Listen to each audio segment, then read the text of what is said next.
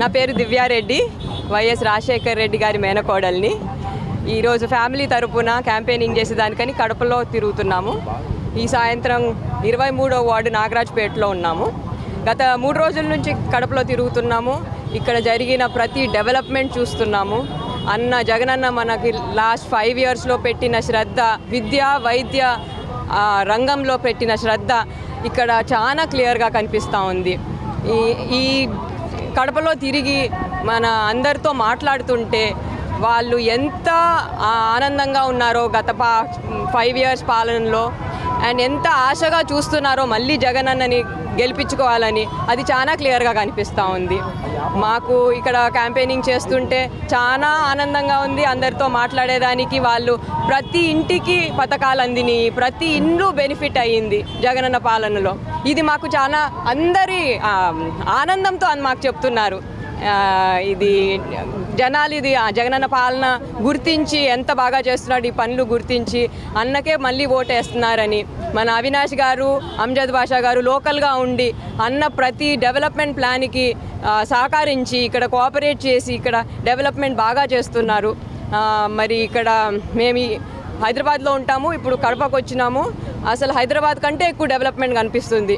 అసలు ఇక్కడ వచ్చిన సూపర్ స్పెషాలిటీ హాస్పిటల్స్ కానీ, క్యాన్సర్ హాస్పిటల్ కానీ, LV Prasad eye institute, Pushparaj eye institute అన్నీ వచ్చుండాయి. మేము పోయిన అపార్ట్మెంట్స్లో వెళ్తే అందరూ students, staff they are so happy, చాలా ఆనందంగా ఇక్కడ కడపకు వచ్చుండారు. ఇక్కడ చాలామంది మూవ్ అయినారు కడపకి, ఇక్కడ ఉండి చదువుకునేదానికి, ఇక్కడ జాబుల కోసము. అది చూస్తుంటే చాలా ఆనందంగా ఉంది. మళ్ళీ ఇక్కడ కట్టిన సర్కిల్స్ రోడ్ వైడనింగ్ చూస్తుంటే అసలు ఈ వరల్డ్ క్లాస్ డెవలప్మెంట్ కనిపిస్తుంది. ఇక్కడ చాలా ఆనందంగా ఉంది కడపలో తిరగాలంటే, నేను చెప్పాలంటే.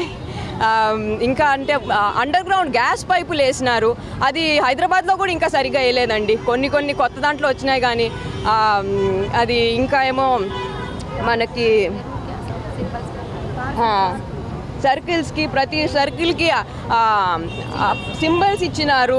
అది ఇంకా ఇక్కడ తిరుగుతుంటే మాకు చాలా ఆనందంగా ఉందండి. ప్రజల సంతోషం, మా సంతోషం. ఇది మళ్ళీ జగనన్న పరిపాలన మళ్ళీ రావాలని అందరూ ఆశిస్తున్నారు, మేము కూడా. దేవుడు దయ చాలా కావాలి. ఎందుకంటే యుద్ధం చేస్తా ఉన్నది రాక్షసులతో యుద్ధం చేస్తా ఉన్నాం. ఏ తప్పు చేయకపోయినా కూడా ఏదేదో జరిగిపోతా ఉన్నట్టుగా విపరీతమైన రాతలు, విపరీతమైన చూపిస్తా ఉన్న టీవీ ఛానళ్ళు.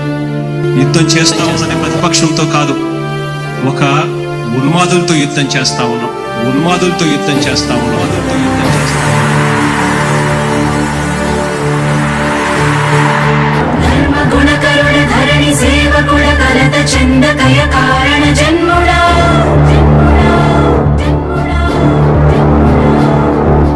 బుద్ధిహీనులకు ఎంత చెప్పినా తెలియదులే నీ పాలన ఘనత.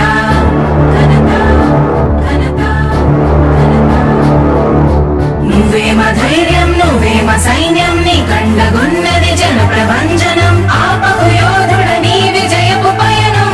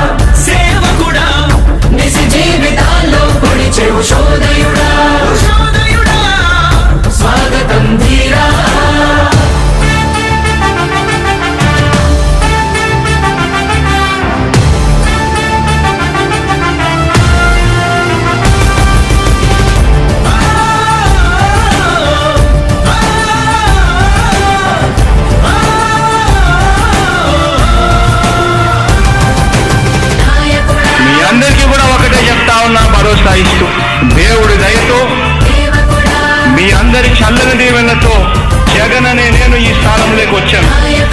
దేవుడు దయ, మీ అందరి చల్లని దీవెనలు ఉన్నంత వరకు వాళ్ళు నా వెంట్రుక కూడా పీకలేరు అని చెప్పి కూడా ఈ సందర్భంగా తెలియజేస్తా ఉన్నాను. యుద్ధానికి ఒక రూపం ఉంటే నీలా ఉంటది అంటాం, పోరాటానికి స్ఫూర్తి ఎవరంటే ఈ చరిత్ర వినిపిస్తాం, విజయానికి రారాజు ఎవరంటే నీ నడవడే అంటాం, వినయానికి నిజమంటూ ఎక్కడంటే నేను మాత్రమే చూపిస్తాం. గజరాజుని భయపెట్టలేవుగా వీధి కుక్కల అరుపులు. ఆ సత్యం ప్రతి కుక్కకి తెలుసు, ఆ పొద్దు అడుగులు. సూర్యకాంతికే తప్పలేదుగా గ్రహణ గడియల నిందలు. అవతార పురుష నిన్ను కీర్తించే రోజు ఉంది ఈ మూర్ఖులు. ముళ్ళ దారిలో నువ్వు నడిచి మాకు పూల దారినే వేస్తున్నాడా? నిన్ను నిందించే వారెవరైనా మనిషి జన్మ కర్హులుగా గలరా? స్వాగతం స్వాగతం స్వేదసేద్య సంరక్షకుడా, స్వాగతం స్వాగతం ధైర్య శౌర్య నవోదయుడా, స్వాగతం స్వాగతం శాంతి సంకేత సైనికుడా, స్వాగతం స్వాగతం పంచభూతాల రూపకుడా, నాయకుడా నాయకుడా, నవ్యాంధ్ర నవ నిర్మాణపు శ్రామికుడా, శ్రామికుడా, స్వాగతం వీరా సేవకుడా, సేవకుడా, నిజ జీవితాల్లో పొడిచే ఉషోదయుడా, ఉషోదయుడా. స్వాగతం వీరా. ఇంతకుముందు నేను చెప్పినాను కదా అధ్యక్ష, దాదాపుగా ఈ 29 గ్రామాల గురించి ఏదైతే మాట్లాడుతూ ఉన్నారో, 54,000 ఎకరాల గురించి ఏదైతే మాట్లాడుతున్నామో, ఈ పరిధి 54,000 ఎకరాలు ఇంటూ 2 కోట్ల రూపాయలు అంటే 1,09,000 కోట్ల గురించి ఒకసారి ఆలోచన చేయమని అడుగుతా ఉన్నా అధ్యక్ష. ఈ 54,000 ఎకరాలు అన్నది రాష్ట్రం మొత్తం గమనించినట్లయితే ఇది ఎంత పర్సెంటేజ్? మిగిలిన రాష్ట్రం 99.9999% మిగిలిన రాష్ట్రం అంతా ఉంది. ఆ రాష్ట్రం అంతా కూడా సంక్షేమం వైపు చూస్తా ఉంది, అభివృద్ధి వైపు చూస్తా ఉంది. వాటికి కూడా డబ్బులు ఖర్చు పెట్టాల్సిన అవసరము రాష్ట్ర ప్రభుత్వం బాధ్యత అన్నది కూడా మర్చిపోకూడదు అని చెప్పి నేను సందర్భంగా తెలియజేయాలనుకుంటా ఉన్నా.